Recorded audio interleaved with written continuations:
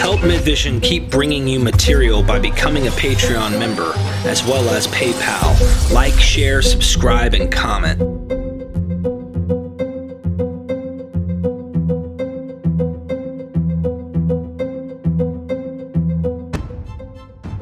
Join the Patreon to get early access to videos and check out the website.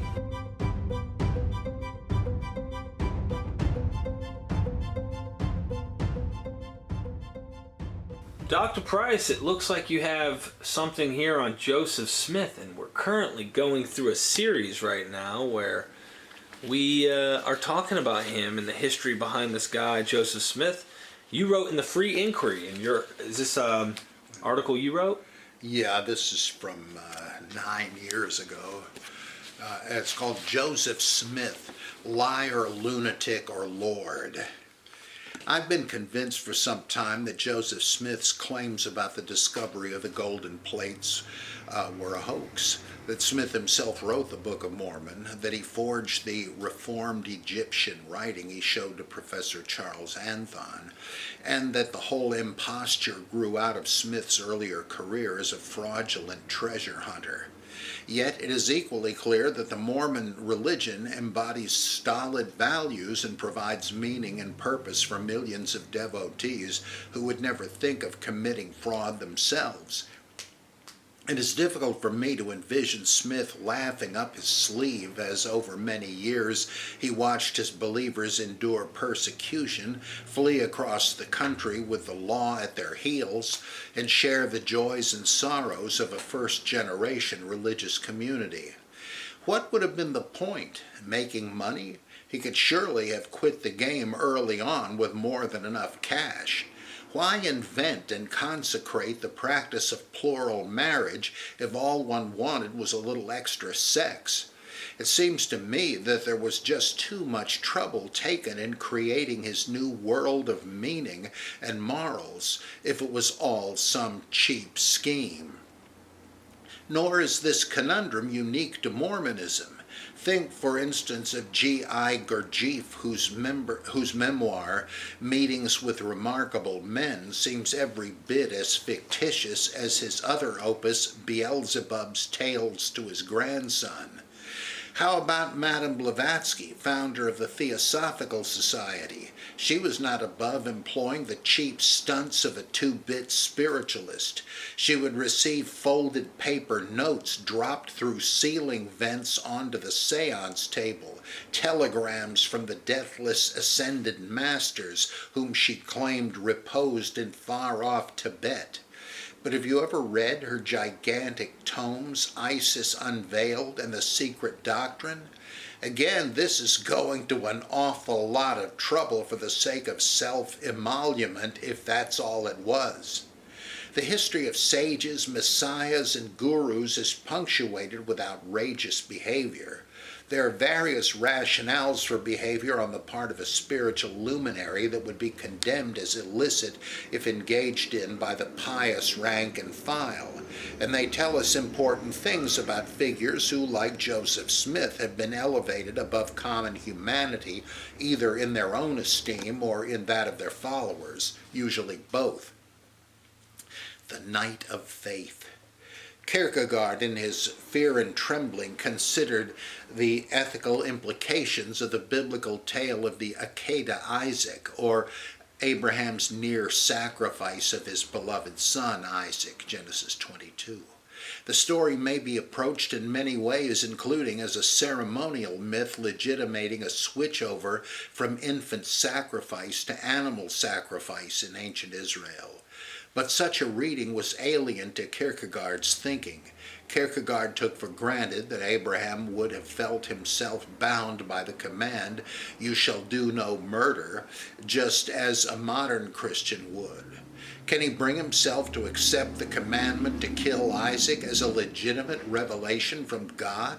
How can it be if it entails breaking one of the gravest statutes of divine and human law? Kierkegaard said the episode illustrates the dangerous fact that the individual transcends the absolute. even if God commands one to murder, the general command not to murder does not become less absolute. It is not a relative standard amenable to certain mitigations and exceptions. No, the command not to murder is inherently right, but the voice of God may call to the individual and give him a new command as it gave the 10 Commandments to Moses, and the individual must obey. He becomes the crusading knight of faith. Such an understanding is not easily differentiated from fanaticism, it seems to me, and I suspect that the delusional women who hear the voice of God telling them to insert their babies into the microwave and press dinner plate would agree with Kierkegaard's theory if they were ever to hear it. In the cases of libertine messiahs and prophets, those who throw off the yoke of conventional morality, we're more often dealing not with a unique command from God to them, but rather a unique permission granted them. The most famous example must be that of the prophet Muhammad, to whom Allah vouchsafed the revelation, Quran 33:49 through 50, that he might take as many as 9 wives at once, though other Muslim men were restricted to 4. The 19th century Indian messiah, Birsa, self-styled the Dharti Abba, or father of the world, outlawed polygamy, but himself had a pair of wives. Again, it is not that the general rule is invalid. It must be valid, being the command of God. But the permission given the prophet is a command of God too, and thus equally valid, though not of general application. The Superman. Friedrich Nietzsche predicted the coming of the Superman, the heir to the deceased God. The Superman was a new self-understanding for the human race, a laurel wreath any human being might wear if he or she did not shrink from the terrible burden of destiny. In the absence of any metaphysical standard of truth and morality beyond human subjectivity, the Superman must shoulder the responsibility to create new values of courage and heroic will. The Superman will act in love or hate, unbound by hypocritical fears and resentments. The Superman will look with bodhisattva-like compassion upon lesser mortals, taking no offense at their opposition, their failure to understand. He has no cause to hate or fear them, nor can they ever take away his freedom. If he wins followers, he may legislate a new morality of his own creation. But whether he wields political or religious power, or no power at all in the external world, the Superman will dwell beyond the conventional polarities of good and evil. Naturally, such a moral or super-moral conception can be volatile, dangerous in much the same way as Kierkegaard's notion of the knight of faith. The principal difference between the two ideas may be that Kierkegaard's knight is the one who dares to receive and obey a terrifying command, while Nietzsche's Superman himself dares to issue the command. Some messiahs have sought to occupy Nietzsche's eagle perch beyond good and evil, and some have ventured, if possible, even higher, pretending to attain an Olympian summit where they do not merely exercise the right to recreate good and evil, they even surpass the need and use of any such standards at all. In their opinion, moral strictures are fit only for mere mortals, and for such lesser beings the Messiah might legislate. But even his own laws need not apply to himself. I should characterize Charles Manson as such a Messiah, a man who identified with both Jesus Christ and Satan, seeing little ultimate difference between them. Whatever he did or commanded his followers to do was not so much right as simply requisite, the command of God that shall not return void. Thus it was that Mian Bayazid Ansari, the Pir Roshan, guide of light, founder of the 16th century North Indian Roshanaya sect, announced. Since, quote, since nothing exists but God, what meaning is to be assigned to such terms as right and wrong, good and bad, excepting that every man should implicitly obey his religious instructor? The libertine, end of quote, the libertine Rinpoche Chogyam Trungpa, apostle of Tibetan Buddhism in North America, also positioned himself beyond worldly good and evil, but not in so potentially sinister a sense. He was the proponent and embodiment of Buddhist Tantra. Tantric mysticism is named for the Tantra, treatises, tracts, in which it is expounded. Tantric doctrine imagines the perceived world of difference and multiplicity, plurality, and the like as arising from a primordial event analogous to sexual procreation, with the world as the result. The oneness of the void is not lost, but rather still invisibly underlies all things. The object is to return in mind and spirit to that primordial unity. Rituals designed to effect the passage into a trance state of oneness aim at transcending all worldly distinctions by transgressing them in an elevated, disinterested state of mind called mere witness or right mindfulness. This is called the left-handed path and requires the use of the, quote, 5 forbidden substances, unquote, meat, beans, intoxicants, fish, and sex with a partner, not one's spouse. These things would be mortally sinful if partaken of in a worldly attitude, but since they are since they are approached as means of grace, they accrue no ill karma. One tantric verse says, by the same acts that cause some men to boil in hell for 100,000 eons, the yogi gains his eternal salvation. End quote. The yogi engages in intercourse with his partner, all the while maintaining a fantastic degree of control over breath and even ejaculation, bringing the whole process to a crashing halt on the verge of climax. At this point, he is catapulted inwardly back to the primordial state of cosmic oneness. The usual caution issued by yogis is that it is only in the trance state of nirvana that worldly rules do not apply. As long as one, even an enlightened being, occupies the worldly level in consciousness, one remains obliged to observe the rules of good and evil as they appear in this realm of half-truths. The rules are appropriate here. And yet the tantric transgressions, albeit performed in a holy state of detachment, are certainly exercises in the here and now of the envisioned reality of that other order of things.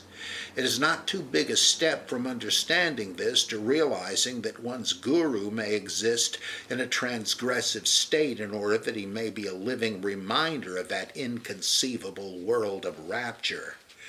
The guru thus exists as the beyond here manifest. Thus perhaps we can understand Trungpa's boozing and womanizing. Call it crazy wisdom like that of the Zen abbot who slaps and kicks his novices over the line into Satori. Or we might think of Old Ugly Face, a Tibetan Lama created and depicted by theosophist novelist Talbot Mundy.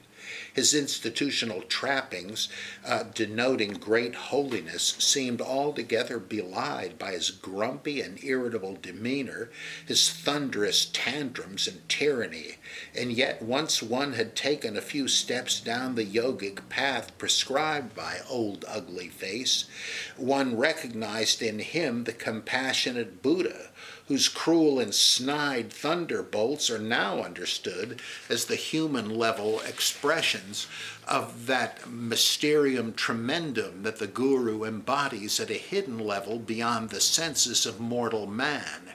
His mortal persona is but the mirage of the Nirmankaya, or transformation body of the Buddha. The divine avatar. Immediately adjacent to the model just considered is the role of the Messiah or prophet as divine avatar, something at least functionally equivalent to being an incarnation of the deity. At least such a saint stands in for God, wielding plenipotentiary authority as his apostle on earth.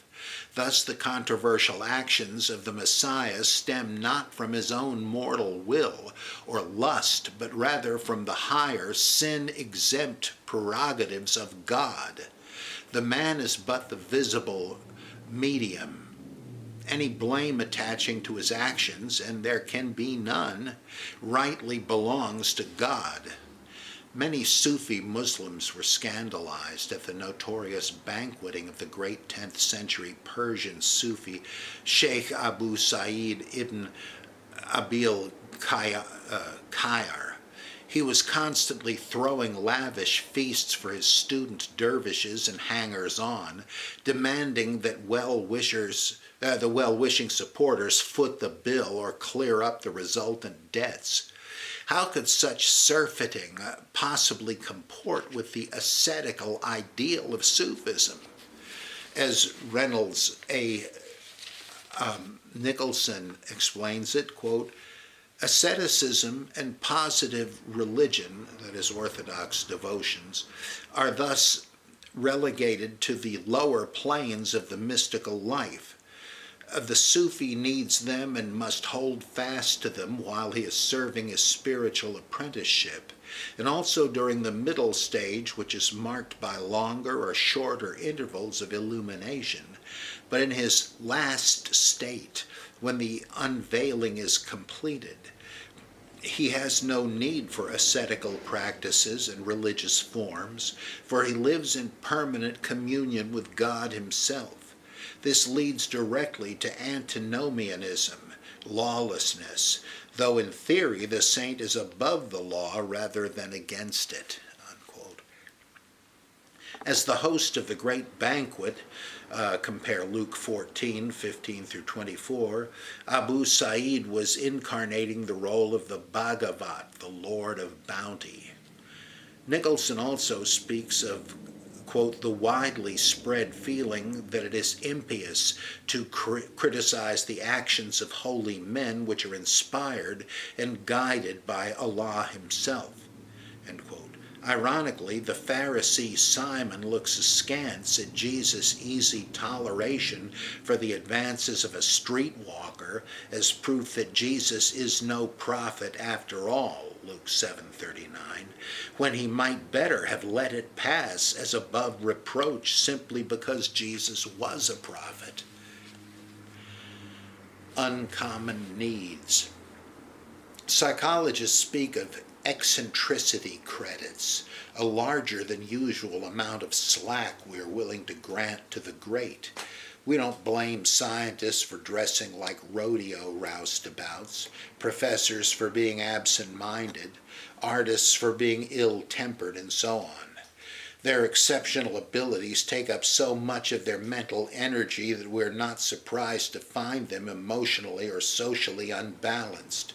Or we may view it as a wiring glitch, not enough hard drive capacity left to deal with mundane concerns. And that's all right with us. We want them to have the liberty to do what they're good at. And the same holds true for messiahs, charismatic religious leaders. The Reverend Jim Jones was known to have committed various sexual and other transgressions, but his followers had too much invested in him to reject him.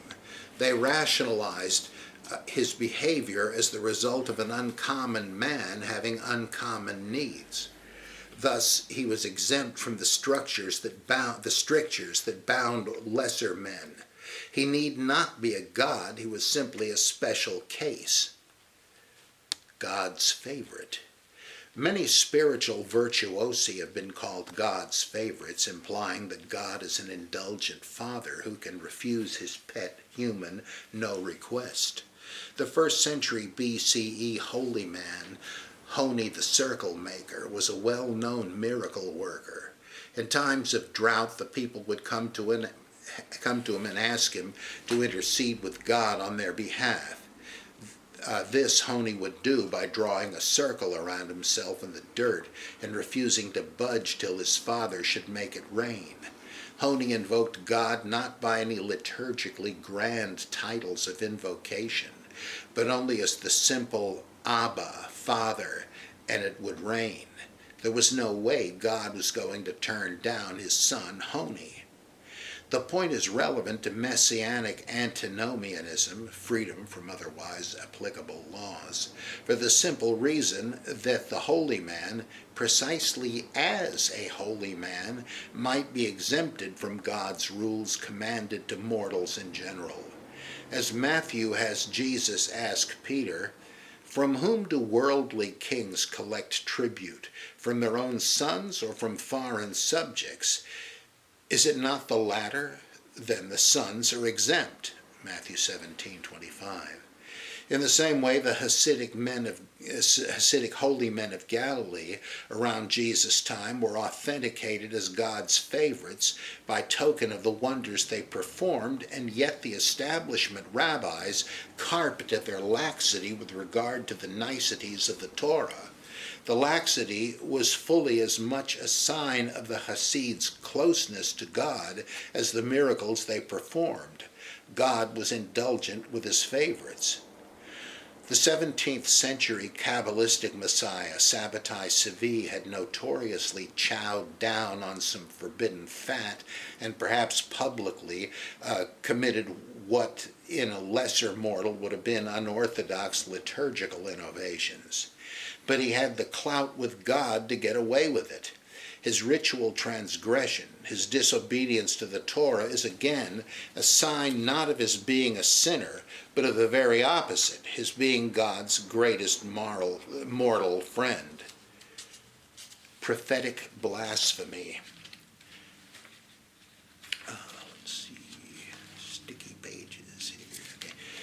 Prophets have been known to engage in some mighty peculiar behaviors at God's command, not to provide an example for everyday behavior, but to make some point through the charade. It was thus that Ezekiel cooked his food over a dung fire for all to see, Ezekiel 4:12, and that he lay for 390 days upon his left side, then for 40 more on his right, 4:4-6. This is why Hosea married a whore, Hosea 1:2-3. Why Isaiah went about Jerusalem naked and barefoot for 3 years, Isaiah 22-3, and so on. But surely the greatest example must be the shocking apostasy of 17th century Messiah, Sabbatai Tzvi, who boasted that he would convert the Ottoman Sultan from Islam to Judaism. But the Sultan turned the tables, demanding that the Messiah convert to Islam. He did. Tzvi lived out his life thenceforth as a Muslim, while his remaining followers thought up theological justifications for the terrible deed. Had the Messiah gone among the heathens in order better to gather and redeem them? Had he plunged into the very depths of evil so as to subvert it from the inside? The new dispensation. Once Sabbatai Tzvi had retired from public life to pursue Islamic devotions in private, many steadfast followers did take his aberrant behavior as the veritable path of discipleship. The figurehead of this movement, called the Frankists or the Dunma, was Jacob Frank, who announced himself as Tzvi's successor. Frank believed Tzvi's messianic advent had truly inaugurated the messianic age, but in secret. Thus, for the time being, it was in secret that they must observe the new Torah of the messianic age. Jewish mystics had long speculated that the tenor of the law would change in the Messianic age, or else become moot, for the simple reason that so many of Moses' 613 commandments were prohibitions of sinful deeds. When the Messiah had inaugurated the kingdom, it would mean an end to sin, the dawn of perfection. Then the law would be read in a whole new way. All that was once forbidden would now become permitted, even commanded. Thus their secret worship took the form of orgies of blasphemy. One day, when the messianic consummation should occur in the plain sight of all, no secrecy would be necessary. Albert Schweitzer spoke of Jesus, too, teaching a messianic interim ethic. But in his view, the emergency measures were that one ought to be absolutely righteous, unhampered by the worldly exigencies that usually cause us to compromise. For example, we fear that if we give away our possessions to the poor, we will squander the future for the sake of piety in the here and now. Only if there is no future except for the kingdom of God, only what if there is no future except for the kingdom of God, asks Schweitzer's Jesus. Suppose it is on its way, hastening, indeed practically here already. Then the only sensible thing to do with goods and money that will soon perish is to use them the only way they can still do any good, to feed dying beggars like poor Lazarus. Then you will have treasure in heaven. Alternatively, some apocalyptic believers have reasoned, one may squander and splurge, eat, drink, and be merry, for tomorrow old things pass away. Again, failure to liquidate one's worldly resources might denote a lack of faith in the coming end. In any case, the ethic that results is appropriately a liminal one, a stance dictated by one's finding oneself at the cusp of the ages, just while the old age is winding down and before the new one is fully dawned. It is an ethic on the edge. The old rules are set aside. Eschatological end time antinomianism broke out numerous times in the history of the Melanesian cargo cults, all of which were predicated on apocalyptic revelations of a new age around the corner. As scholar Peter Worsley recounted, quote, children no longer had their noses and ears perforated, as ear and nose ornaments were no longer used. Hair was cropped short. This sharp break with the old morality and the powerful emotions generated in the process were emphasized by the public breaking of strict sexual taboos. Women behaved hysterically, threw off their garments. End quote. To err is human. Some theologians have speculated that in Jesus' incarnation, God must have taken on the fallen nature of mankind, or else he would not have been a genuine human being. Edward Irving, founder of the 19th century Catholic Apostolic Church, a precursor to Pentecostalism, as well as Karl Barth, the father of neo-orthodoxy, held this view, which was very controversial, though neither man said that Jesus actually committed sin. The notion has come in quite handy in rationalizing the scandalous behavior of more recent messiahs, including David Koresh. He liked an occasional beer, and his polygynous sexual practices are well known. He viewed himself as the sinful Messiah, a second coming of Christ in a form easier for sinful humanity to relate to. Semiologist Roland Barthes, in his essay The Writer on Holiday, makes such a sinner Christology more understandable. Barthes explained the appeal of the many magazine and television profiles of great writers, actors, and statesmen at home and at leisure. The divinity that we in effect ascribe to them is rendered the more marvelous insofar as the reporter depicts the great man as going to the supermarket. Say, that's Jerry Falwell over there buying cat food. Or having mundane hobbies. Karl Barth was an American Civil War buff. Wow. Or caught in sexual escapades. Bill Clinton, Bart, Tillich, and on and on. Their, quote, miraculous eternal substance condescends to take a social form so that its prestigious difference is better grasped, unquote. The very contrast enhances the aura of greatness. Finally, the trickster. Many mythologies contain tales of a trickster god, a resourceful, clever, and humorous deity or sprite, sometimes animal in form like the American Indian coyote, sometimes humanoid like the Norse Loki. He is a god of mischief and sometimes his tricks or stratagems on behalf of those who believe in him, miracles of a sort. Other times he aims his pranks, even deadly ones, at his believers. In the latter case, we are seeing a kind of theodicy, a way of squaring mishaps, bad luck, and tragedy with the supposed regard of a providential deity. He cannot be simply malevolent, or if he is, we have passed over into a different mythic category, and we're talking about a devil, not a trickster. Perhaps we are the hapless butt of a divine jest, and as good worshippers, we hope that next time we must have the creaturely humility to roll with the punches and hope that next time he punches somebody else.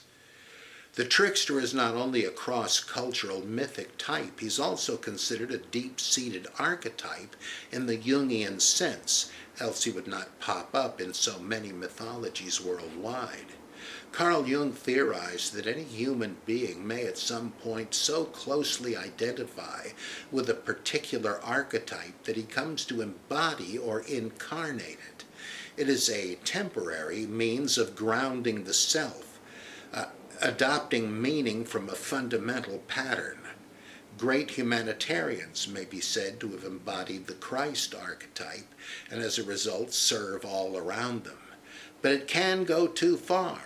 Jung also spoke of inflation of the archetype, a kind of megalomania where the ego swells up to try to fill the magnitude of the godlike archetype.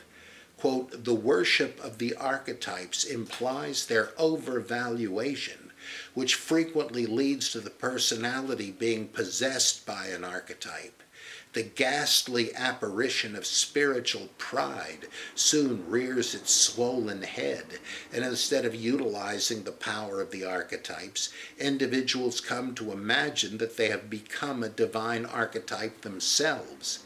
Psychic inflation, where persons imagine themselves godlike, rooted as they usually are in feelings of deep inferiority, make a travesty of the individuation process and reduces the power of the gods to the level of the psychic caperings of fools and madmen, end quote.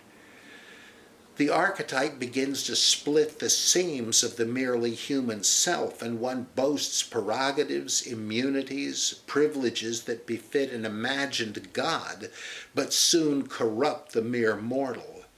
Such a religious leader or founder comes to command, to manipulate, to abuse. The behavior is not cynical. Such a person is not a crook or a fraud. He has become winged Icarus and is soon to crash. This is what I think happened to Joseph Smith. Somewhere along the line, he became inflated with the trickster archetype. The creation of the Book of Mormon was a trick in this sense. And who knows that he did not convince himself that he had rediscovered the truth of ancient Israelites in America. The whole thing would not have been too different from Carl Jung mystically taking on the persona of the Gnostic guru Basilides and authoring the 7 Sermons to the Dead in a period of manic possession. Smith had created an artificial world of meaning for his followers, surely a trick, as Hindu theologians say, Brahma having made the world in an act of cosmic play. But then he looked at it, liked what he saw, and decided to dive in. By virtue of his hoaxing, he had become the very creator of a fictive world of meaning, and which one isn't? Thus, the divine freedom of the avatar, the incarnate God, the Son of God, was henceforth his inheritance. Joseph Smith, liar, lunatic, and Lord, was certainly a paradoxical man, and it was inevitable that he should have left behind an equally paradoxical, puzzling legacy. Noble yet dubious, a tree with rotten roots but tasty fruits. And maybe that's the Mormon miracle. Please show the front of that one more time for those who have not seen. Dr. Price, when did you said this is the free inquiry, and you wrote this? In 2011. I believe I don't know if I included this in Holy Fable Volume 4 or not. I do have some Book of Mormon essays in there. That's awesome.